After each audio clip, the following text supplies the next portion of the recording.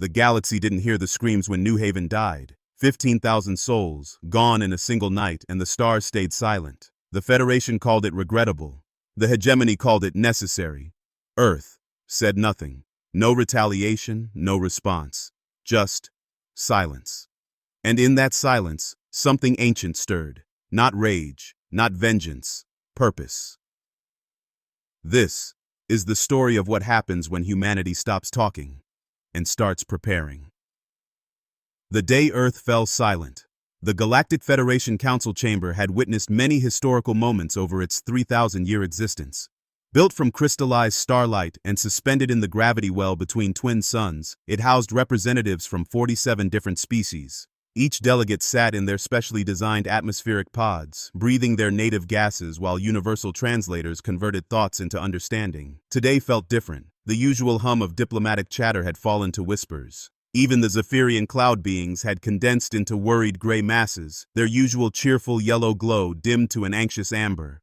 Ambassador Sarah Chen of Earth sat motionless in the human section, her dark eyes fixed on the central holographic display. The images cycling through showed what remained of New Haven Colony on Kepler 442b, crater-filled Earth where homes once stood, twisted metal where schools and hospitals had welcomed families just days before. 15,000 human lives reduced to statistics in a Federation incident report. The attack had come without warning. The Hegemony Alliance, a militant faction of 12 species who believed in expansion through force, had claimed the colony world violated their territorial boundaries. No negotiations, no ultimatums. Just 3 battlecruisers dropping plasma bombs on civilian targets while children played in their gardens. High Chancellor Vorthak, a towering insectoid being with chitinous armor that gleamed like oil, clicked his mandibles as he addressed the chamber. His voice carried the authority of millennia, translated into each delegate's native understanding. The incident at New Haven, while regrettable, falls within acceptable parameters of territorial dispute resolution. The Hegemony Alliance has filed proper documentation claiming prior settlement rights to the Kepler system. The Federation Council recommends both parties enter mediation proceedings. A ripple of approval passed through several delegations. The crystalline ethereals chimed in harmonious agreement. The gas giant dwellers pulsed their bioluminescent approval. This was how things were done in civilized galactic society. Paperwork, procedures, proper channels. Sarah Chen stood slowly, her simple blue suit a stark contrast to the elaborate robes and biomodifications surrounding her. When she spoke, her voice carried across the chamber without amplification, clear and steady. 15,000 civilians are dead. Children, families, researchers studying plant growth in alien soil. They were murdered while tending gardens and teaching mathematics. There were no soldiers there, no weapons, no threat. Chancellor Vorthak's compound eyes glittered with what might have been impatience. Ambassador Chen, emotional responses to territorial disputes serve no constructive purpose. The Federation operates on precedent and law, not sentiment. Sentiment, Sarah repeated, tasting the word like poison. Is that what we call grief now? What we call justice? The Zephyrian delegate, a swirling mass of consciousness named Whisper of Stars, pulsed with sympathetic colors. The Federation shares humanity's sorrow, but proper procedures must be followed. The hegemony has filed appropriate documentation. Resolution will take time. How much time? Sarah asked. Standard mediation proceedings require a minimum of 18 months for evidence gathering, followed by formal hearings, appeals processes, and settlement negotiations. Perhaps 3 to 4 years for complete resolution. The number hung in the air like a curse. 4 years. While the ashes of New Haven grew cold, while families mourned their dead, while children who had lost parents wondered why the galaxy's great alliance couldn't protect them. Sarah looked around the chamber, meeting the eyes and optical sensors and consciousness nodes of beings she had called friends. She had worked with these people for 12 years, building trade agreements, sharing scientific discoveries, celebrating the diversity of galactic civilization. She had believed in this system. The Hegemony Alliance has 23 member species and controls 47 star systems, she said quietly. Earth has one world and 8 billion people who just learned that their children can be murdered while the galaxy files paperwork. High Chancellor Vorthak shifted his weight, armor plates scraping. The Federation cannot be swayed by emotional manipulation, Ambassador. Proper legal channels exist for a reason. Sarah reached into her briefcase and withdrew a small device. She placed it on her speaking podium and pressed a single button. Suddenly the chamber filled with sound. Children laughing, a teacher explaining photosynthesis, a mother singing a lullaby in Mandarin. The everyday sounds of life on New Haven, recorded just hours before the attack. Then silence. The kind of silence that comes after explosions, after screaming, after everything stops forever. This is what proper legal channels sound like to a human parent, Sarah said. This is what precedent and procedure mean to a species that just watched their children die while the galaxy decided whether they deserve to live. The audio cut off, leaving the chamber in uncomfortable quiet. Several delegates shifted in their pods. The ethereal's crystalline song had turned discordant.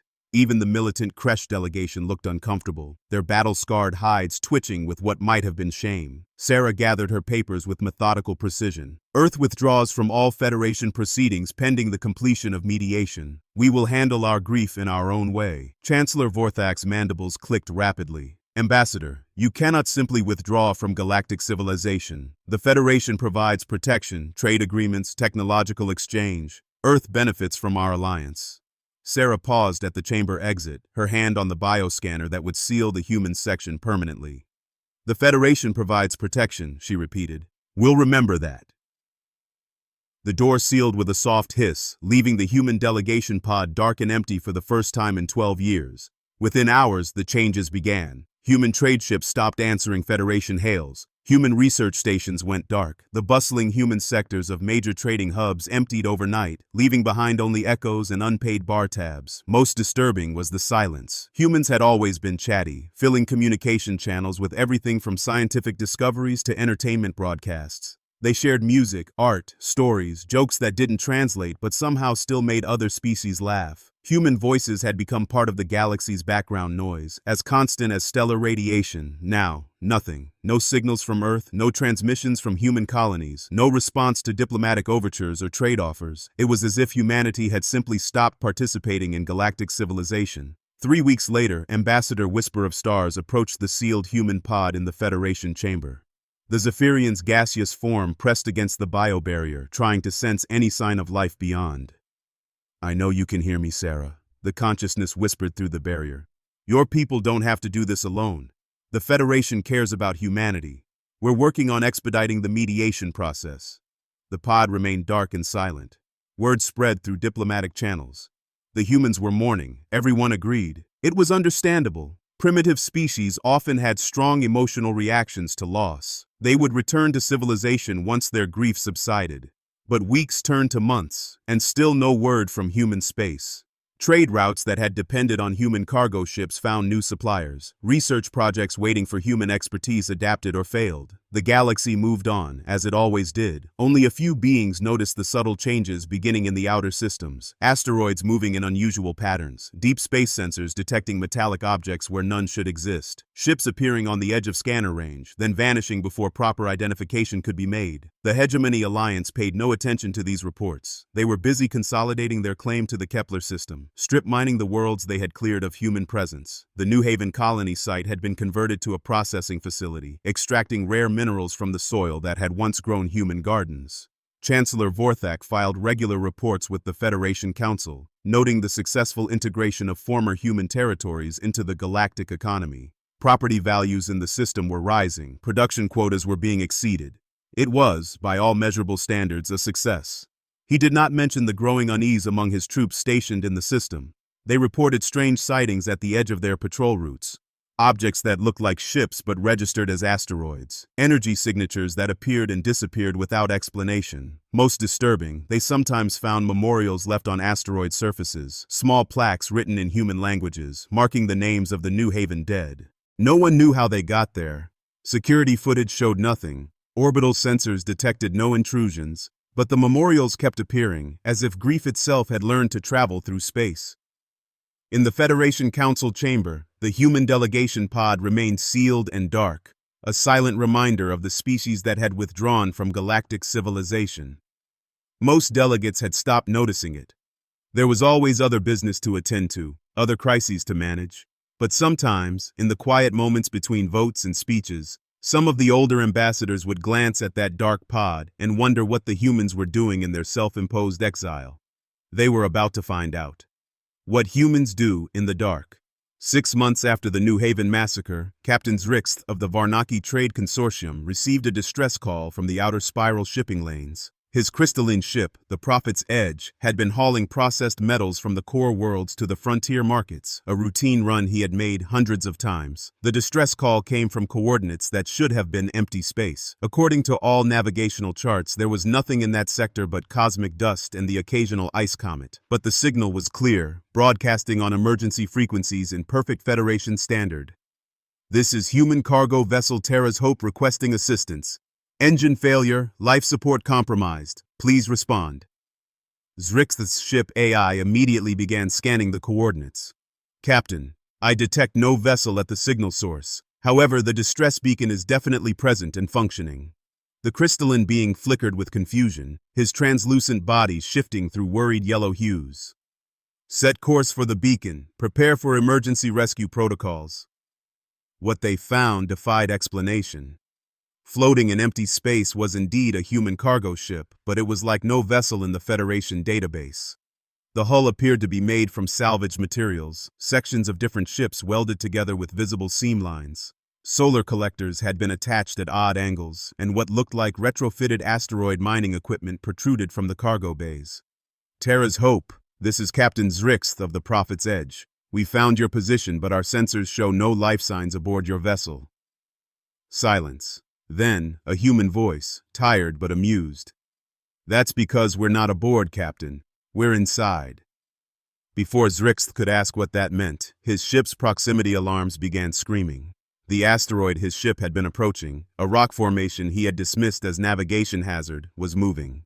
Engines fired from concealed ports, and what had appeared to be a lifeless space rock revealed itself as an elaborate camouflaged station. The human voice returned, now clearly coming from the asteroid station. "Sorry for the deception, Captain. We needed to test our new stealth systems. Your ship's sensors are being jammed, but you're in no danger. We just want to talk." Zrix's crew panicked as their instruments showed dozens of similar asteroids beginning to move throughout the sector. Each one was revealing hidden engines, concealed weapons, disguised communication arrays. The empty space around them had been full of human activity all along, invisible to Federation sensors. "What is this?" Zrix demanded. "What are you doing out here?" The human response came with what sounded like a smile. "We're mourning, Captain. Humans mourn differently than other species. We don't just grieve our dead. We remember them." The Prophet's Edge was escorted to the asteroid station, where Captain Zrix was invited aboard. What he saw inside defied everything he thought he knew about human capabilities. The asteroid had been hollowed out and converted into a massive construction facility. Humans in environmental suits worked alongside robotic systems, building ships unlike anything in the galactic database. A woman approached him, wearing a simple work suit stained with metal dust. Her graying hair was pulled back in a practical ponytail, and her eyes held the kind of weariness that comes from months of sleepless dedication. "I'm Engineer Maria Santos," she said, offering a hand in the human gesture of greeting. "Welcome to Memorial Station. We've been hoping a friendly ship would find us." Zrix's crystalline form flickered with confusion. "Memorial Station? This facility doesn't exist in any Federation database." Maria smiled sadly. "That's the point. 6 months ago, the galaxy decided our children didn't matter enough for justice, so we decided to handle our grief our own way." She gestured to the construction activity around them. Humans were assembling ships from salvaged components, building weapons from mining equipment, converting civilian vessels into something that wasn't quite military, but certainly wasn't peaceful. "What are you building?" Zrix asked.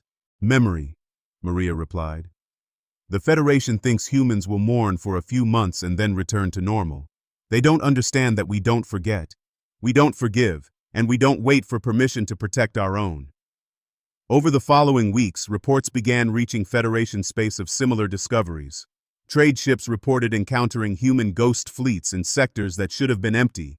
Deep space monitoring stations detected massive construction activity in regions humans had supposedly abandoned.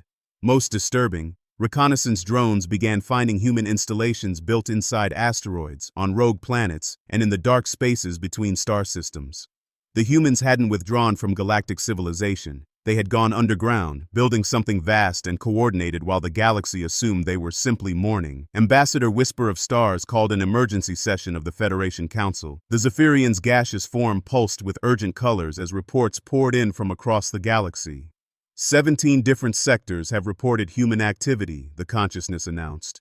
ships that appear and disappear without explanation, construction facilities built inside asteroids, what appears to be a coordinated military buildup hidden throughout Federation space.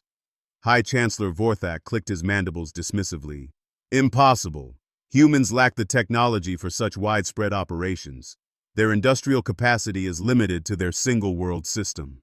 That was our assumption, Whisper of Stars replied. We were wrong. Captain Zrixth's detailed report shows human facilities that rival core world manufacturing capabilities. They've been salvaging derelict ships, converting civilian equipment, and building an entire hidden infrastructure while we assumed they were simply grieving. The Kresh war leader, General Scarth, leaned forward in his pod. His battle-scarred hide was marked with ritual scars from a dozen campaigns. What are their intentions? Are the humans preparing for war? Before anyone could answer, the chamber's main display activated without authorization. The Federation's most secure communication system had been overridden, and a familiar face appeared on every screen in the chamber. Ambassador Sarah Chen looked exactly as she had 6 months earlier, but something fundamental had changed. Her eyes held a hardness that hadn't been there before, and when she spoke, her voice carried the weight of absolute certainty. Members of the Federation Council, she began. I apologize for the intrusion, but it seems you've been wondering what humanity has been doing during our period of grief. Chancellor Vorthak rose from his pod, armor plates clattering. Ambassador Chen, this is a violation of Federation security protocols. How did you access this channel? Sarah's smile was cold as space. The same way we accessed your shipping manifests, trade routes, and defensive positions over the past 6 months. You've been assuming humans were hiding. We've been learning. The display split, showing dozens of screens simultaneously. Each one showed a different human installation, construction facility, or fleet position. The scope was staggering. Humans had built an entire shadow infrastructure throughout Federation space while everyone assumed they were sulking in their home system. You wanted to know our intentions, Sarah continued. They're simple. The Hegemony Alliance murdered 15,000 of our people while the Federation decided whether they deserved to live. So we decided to handle the situation ourselves. General Scarth's warrior instincts kicked in. You're threatening war against the Hegemony? They have superior numbers and firepower. Sarah's expression didn't change. We're not threatening anything, General. We're explaining what's already happening. The display changed again, showing real-time footage from Hegemony space. Installations burning, ships disabled and drifting, supply convoys scattered and abandoned. It wasn't the massive fleet engagement the Federation expected from interstellar warfare. It was surgical, precise, devastating strikes against infrastructure and logistics. How? Whispered Ambassador Whisper of Stars. Our intelligence shows no major human fleet movements. Because you're looking for the wrong thing, Sarah replied.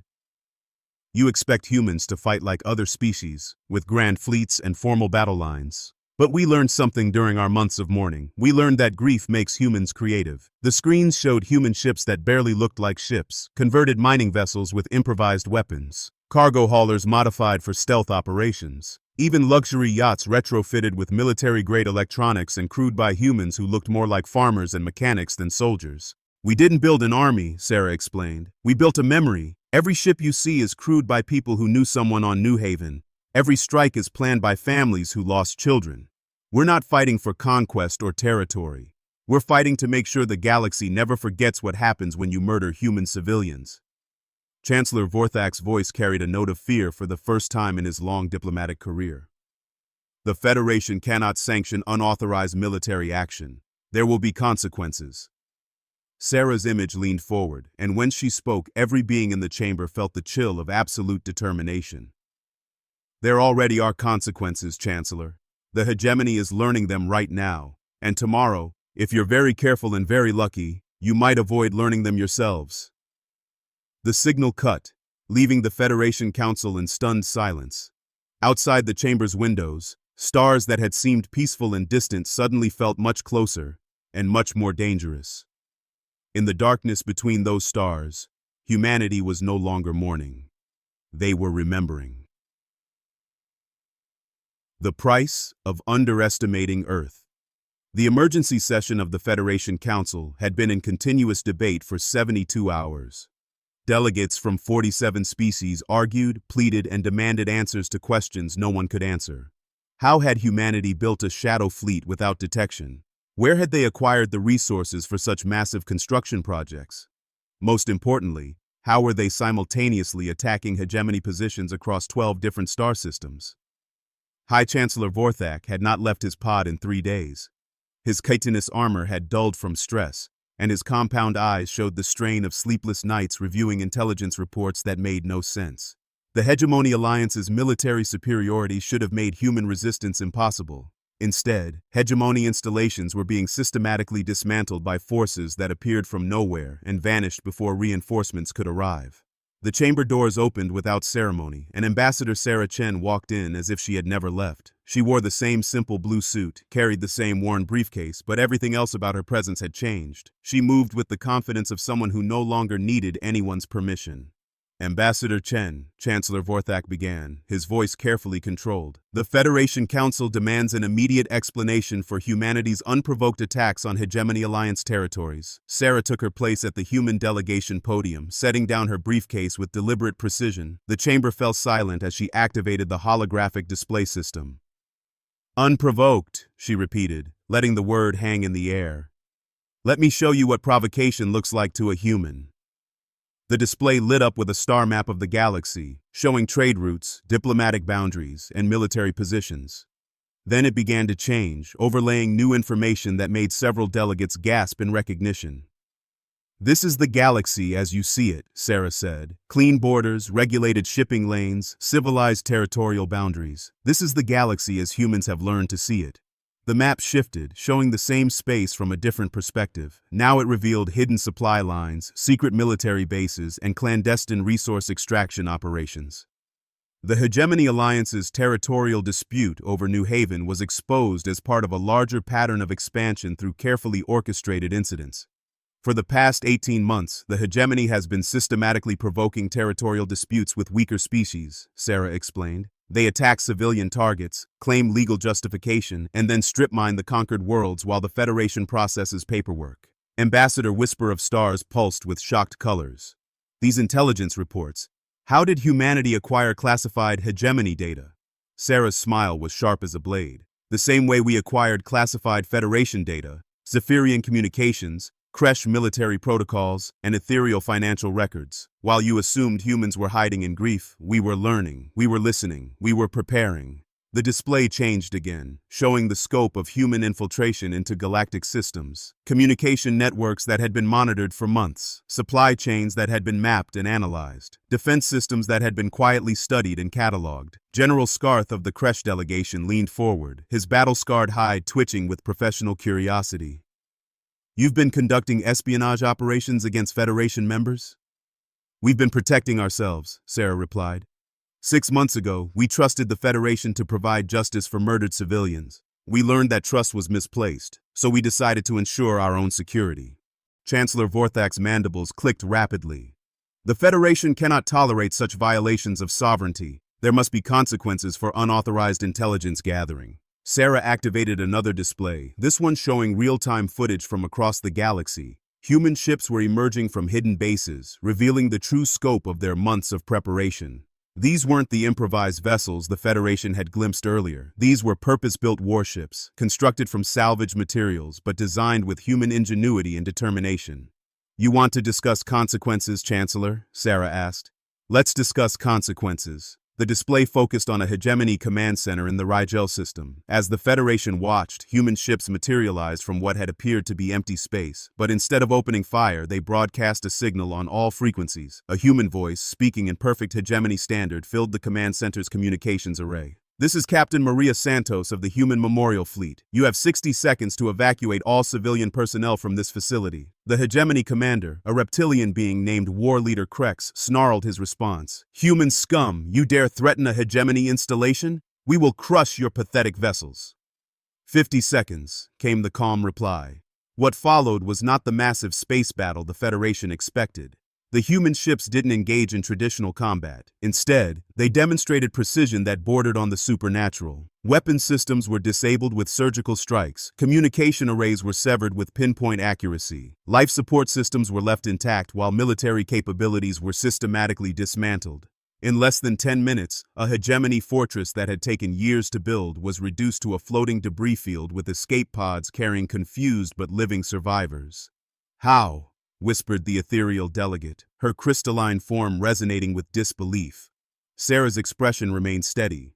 Humans mourn differently than other species. We don't just grieve our dead, we study what killed them. For 6 months we've analyzed every aspect of hegemony military doctrine, weapon systems, and tactical responses. We know how they think because we've been forced to understand how they kill. The display shifted to show similar scenes across hegemony space. Installation after installation was being systematically neutralized by human forces that seemed to anticipate every defensive measure. It wasn't warfare as the galaxy understood it. It was more like a surgical procedure, removing a cancer with devastating precision. The Hegemony Alliance has 17 battle fleets, Sarah continued. They've deployed 12 of them to defend against human attacks. They can't find us because we're not where they expect us to be. We're not fighting for territory or resources, we're fighting for memory. She activated a new display, showing the New Haven Memorial Site. Where the Hegemony had built processing facilities to strip mine the colony world, humans had constructed something different. It wasn't a military base or industrial complex. It was a cemetery. 15,000 graves, each marked with a name, a life story, and a promise. The processing equipment had been carefully dismantled and removed. The soil had been restored. Gardens grew where plasma bombs had fallen. We're not trying to conquer the hegemony, Sarah explained. We're teaching them the cost of murdering human children. The chamber erupted in shocked whispers as delegates processed what they were seeing. The humans hadn't just reclaimed New Haven, they had transformed it into a monument that would stand as long as the planet existed. War Leader Krex's image appeared on the display, broadcasting from his flagship's bridge. The reptilian commander's scales were pale with fear, and his voice shook as he spoke.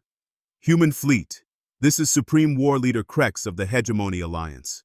We request terms for cessation of hostilities. Sarah's voice carried across the chamber, calm and implacable. There are no terms, War Leader.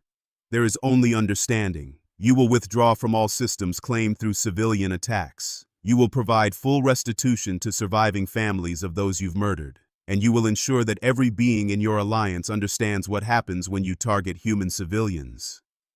And if we refuse? Krex's voice was barely above a whisper. Then we continue our lesson until you learn it. The hegemony surrender came 18 hours later, not because they had been militarily defeated, but because they had been psychologically broken. The humans hadn't just won battles. They had demonstrated that their entire concept of warfare was fundamentally different from anything the galaxy had encountered. They fought not for conquest, but for memory, not for territory, but for justice. And they would continue fighting until the lesson was learned by every being who might consider targeting human civilians. As the Federation Council processed the implications of humanity's actions, Sarah Chen began packing her briefcase. Her job here was done. Ambassador, Chancellor Vorthak called as she prepared to leave. What happens now? Will humanity return to Federation participation?